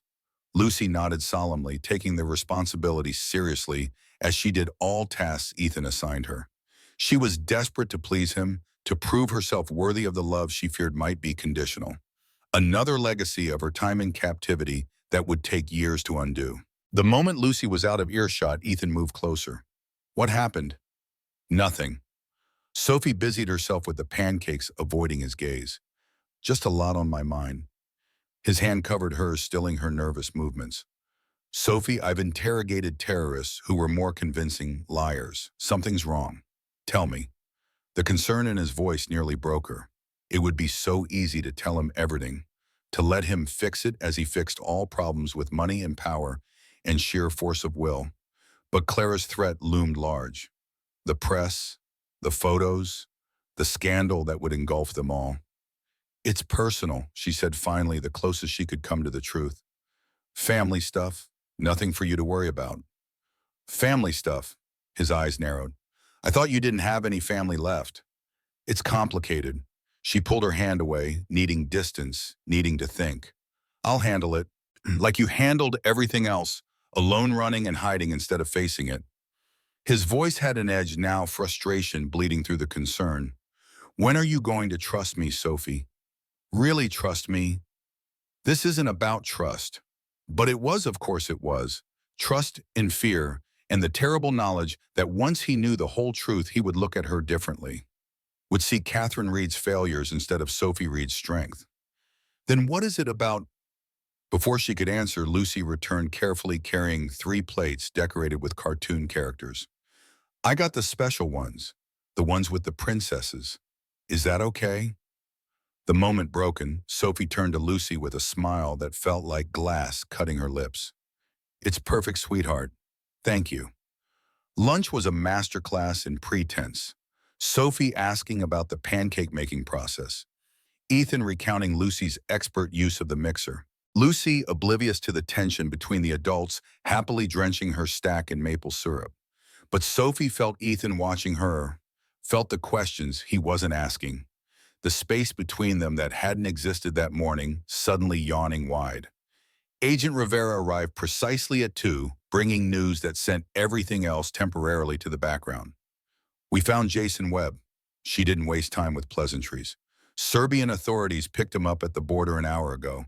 He's being held for extradition. Ethan's shoulders sagged with visible relief. Thank God. That's the good news. Rivera's expression remained grave. The bad news is that Caroline is claiming she's the victim here, that Jason coerced her into everything. Her lawyers are pushing for a plea deal, minimal jail time.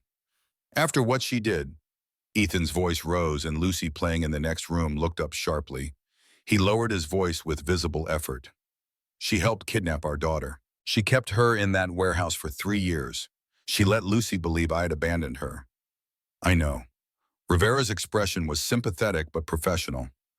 But without Jason's testimony contradicting her, it becomes her word against the circumstantial evidence. The prosecutors are worried. What about Lucy's testimony? Sophie asked, feeling sick. She identified Caroline. She described her visits to the warehouse. Child testimony is complicated. Rivera sighed. Defense attorneys will argue that Lucy was confused, that she can't reliably distinguish between Caroline and someone who resembled her, that her memories have been influenced by suggestion. That's bullshit, Ethan said flatly. It is. Rivera nodded. But it might be effective bullshit, especially with a sympathetic jury. Caroline's team is already spinning her as a grieving mother battling addiction while searching for her daughter. They'll paint Jason as the mastermind who manipulated his vulnerable sister. So what do we do? Sophie asked, acutely aware of Lucy in the next room, oblivious to the fact that adults were once again deciding her fate. We need to break Caroline, get her to confess, or get Jason to turn on her. Rivera looked between them. The Bureau thinks Jason is the weak link. He has a history of flipping on associates to save himself. If he believes Caroline is throwing him under the bus, which she is, he might give us everything.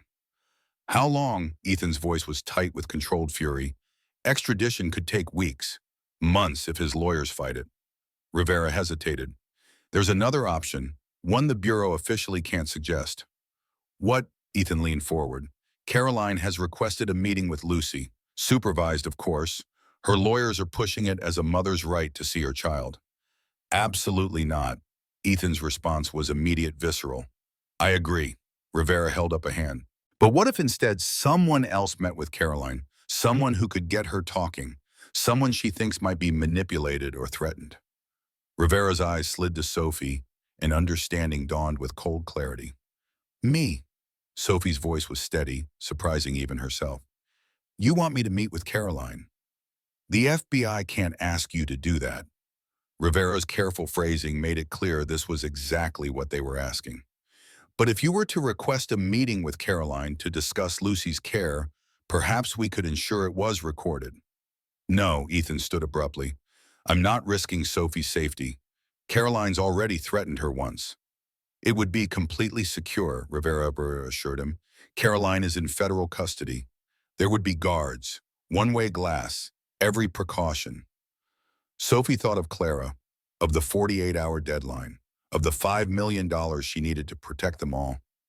I'll do it, she said, ignoring Ethan's sharp look of protest. But I need something in return. Name it. Rivera looked relieved. I want everything the FBI has on Clara Reed. Financial records, current whereabouts, everything. Rivera's surprise was evident. The woman who accused you of embezzlement, what does she have to do with this case? Nothing, Sophie said too quickly.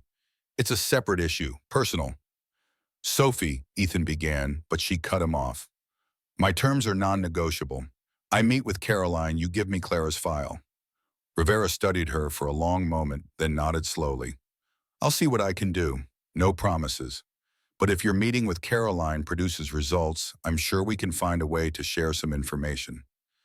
It wasn't ideal, but it was something. A chance to fight both battles at once. To protect Lucy from Caroline and protect the Blackwoods from Clara. After Rivera left, Ethan confronted her in the kitchen, his voice low to avoid Lucy overhearing. What the hell are you doing? Caroline is dangerous. Even in custody, she has connections, resources. I can handle Caroline. Sophie kept her voice equally low. And this might be our only chance to ensure she pays for what she did to Lucy. And Clara Reed, what does she have to do with any of this? Sophie tensed. That's personal. Nothing is just personal anymore, Sophie. Ethan moved closer, frustration evident in every line of his body. Not when you're living in my home, not when you're helping raise my daughter, not when you're sleeping in my bed. The last words hung between them, heavy with implication. Their relationship had evolved over the past weeks, caution gradually giving way to a bone-deep need neither could deny. But they still maintained separate rooms when Lucy was awake, still pretended they were just friends allies in Lucy's recovery. Clara is threatening me. The admission cost her, but she couldn't bear the distance growing between them. Not now. She wants money. A lot of money. Ethan's expression hardened. How much? $5 million. Sophie laughed humorlessly. A pittance to you, apparently. Why, what does she have on you? Sophie hesitated, torn between self-preservation and the desperate need to trust someone. To trust him. The truth, she said finally, about who I am. What happened with the foundation? Things that could hurt Lucy if they came out now, could hurt you. Understanding dawned in his eyes. Blackmail. Yes. And you weren't going to tell me. It wasn't a question. I was going to handle it. Like you handle everything. Alone. The hurt in his voice was worse than anger would have been. When will you understand that you don't have to do this alone anymore, that I'm here, that we're in this together? Are we? She met his gaze directly. What happens when this is over, Ethan? When Lucy doesn't need me anymore? When the trial is finished and life goes back to normal, what am I then? The question had been building within her for weeks. The fear that all of this, the penthouse, the family dinners, the nights in his arms was temporary. A solution to an immediate problem, not a foundation for a future. Is that what you think? He looked genuinely surprised. That you're just a convenient solution, a nanny with benefits. Aren't I? The insecurity she'd been holding at bay came rushing to the surface. You needed someone Lucy trusted, someone who understood trauma. I filled a role. You filled a void. His voice softened, the anger draining away. In both our lives, Lucy's and mine, you think I let just anyone into my home, into my daughter's life, into my heart? The last word caught her off guard. They had never defined what was happening between them, had never put names to the emotions that drove them together night after night. I love you, Sophie, or Catherine, whatever name you choose. He took her hands in his grip warm and steady. I love your strength, your compassion, your fierce protection of my daughter.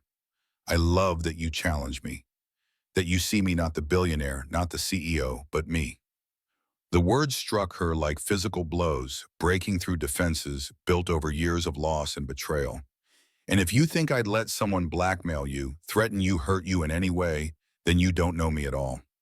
His voice had the same steel she'd heard when he vowed to destroy Caroline. Give me Clara's information. Let me handle this. I can't. She pulled her hands away. Clara said if I tell you, she goes to the press immediately. With everything. Photos, court records, details that would hurt Lucy's recovery. So we beat her to it. Ethan's response was immediate, strategic. We control the narrative. We tell the truth on our terms before she can twist it. What? Press conference, tomorrow. We tell the world who you really are, that you were falsely accused, that you've been helping Lucy recover. We get ahead of the story. That's insane. The scandal will be a one-day story overshadowed by Caroline's arrest and Jason's extradition. Ethan spoke with the confidence of a man used to shaping reality to his will. Trust me, Sophie. I've been managing the press since before you were born. The plan was audacious, risky, and it just might work. And the 5 million, Clara doesn't get a penny. Ethan's expression hardened, but I'll make sure she never bothers you again. That's a promise. For the first time since Clara's appearance, Sophie felt the knot of dread in her stomach begin to loosen. Not because Ethan could fix everything with money and power, though he probably could, but because he was offering something far more valuable. Partnership, understanding, a future without shadows. I love you too, you know. The words came easily, naturally, as if she'd been saying them all her life. I tried not to. I tried to keep this professional, to remember all the reasons it couldn't work.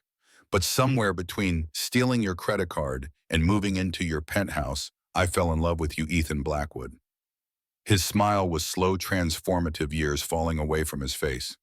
I know. I was just waiting for you to catch up. The press conference was Ethan's masterpiece.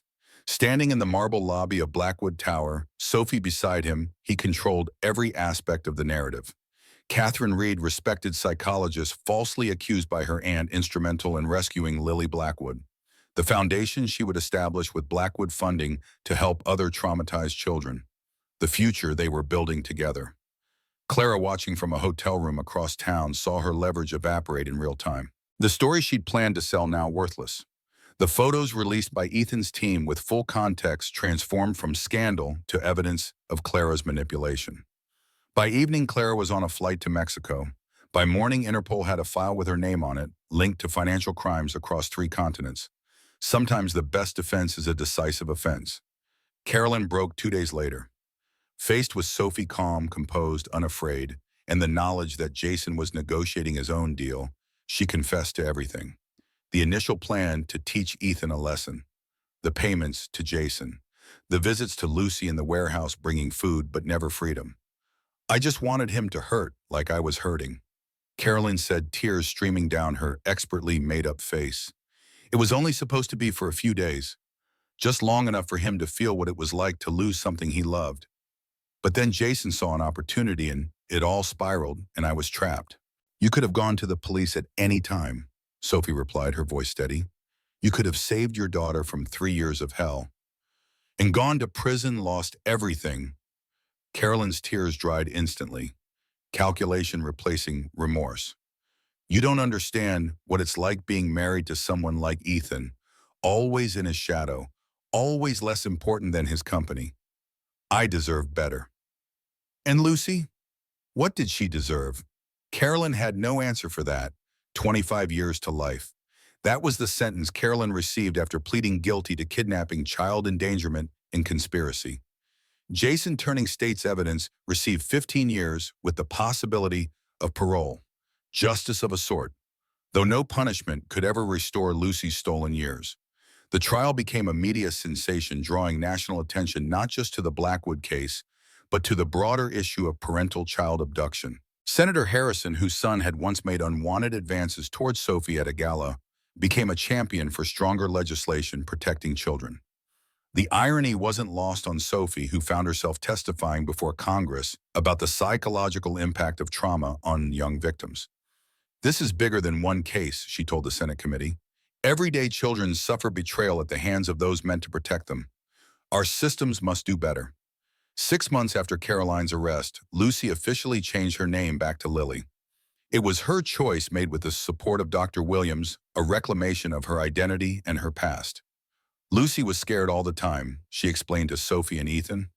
Lily is brave. Lily has a daddy who loves her and a Sophie who protects her.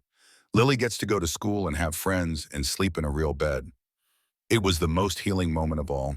The child who had been broken, beginning to reassemble herself piece by precious piece. Ethan took a step back from Blackwood Technologies, appointing a trusted COO to handle day-to-day operations while he focused on being a father. The company didn't suffer. If anything, his more balanced approach to leadership improved both innovation and employee satisfaction. He was still a brilliant businessman, but now his priorities were clear. I missed 3 years of bedtime stories, he told Sophie one night after tucking Lily in. I'm not missing another. The tabloids had a field day with their relationship at first. The billionaire and the waitress who found his daughter. It sounded like a movie plot too perfect to be true. But as the months passed and the story faded from the headlines, they were able to build something real away from the public eye. 1 year to the day after Sophie found Lily begging for food outside Maximus, they gathered in the penthouse living room for a celebration. Lily now 8, proudly showing off her school art project, a family portrait of herself, Ethan and Sophie, standing together beneath a bright sun.